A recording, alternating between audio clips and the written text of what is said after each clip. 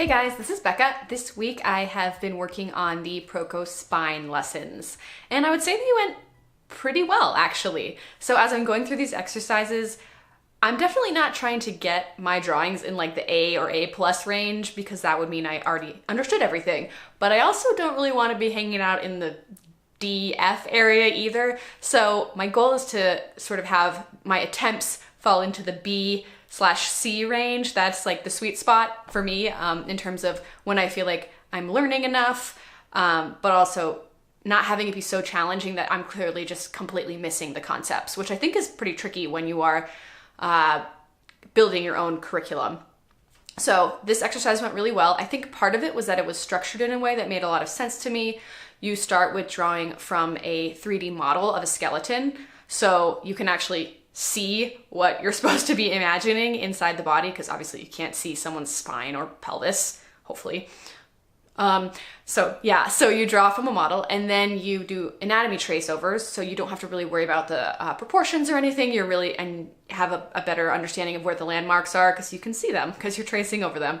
And then lastly, you go draw directly from a reference photo. So at that point, you're both looking for landmarks, working on perspective, being aware of angles of things that are a little bit less clear because there's fat and muscle over your bones. So it's definitely a nice progression from less difficult to more difficult.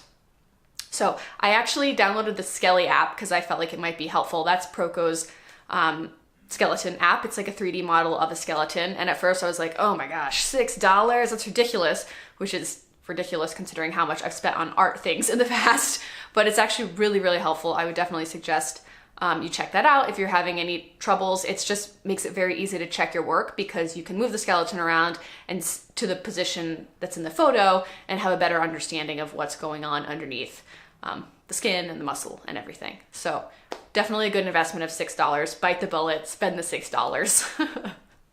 The last thing I wanted to say was that anatomy is really tricky to study, I'm finding, and it's largely because you can't really isolate anything. It's like a piece of machinery, you know, you take one piece out and the whole thing doesn't work. So for this instance, I don't really quite understand how the pelvis works, how the spine fits in with the pelvis, but you can't just study the spine on its own or else it doesn't really make sense. It doesn't give you any information. So I'm moving through these understanding that no matter what I'm learning, there's always going to be elements of it that I don't understand yet. So, and that's part of the reason why, you know, you have to kind of let it go a bit if your versions are not exactly like Stan's versions, because I haven't studied the pelvis yet, so I don't understand how the pelvis works, but to study the spine, you have to include the pelvis. So there's all these little holes that are always going to be there, and that's just something that I'm kind of trying to be aware of as I work through these exercises,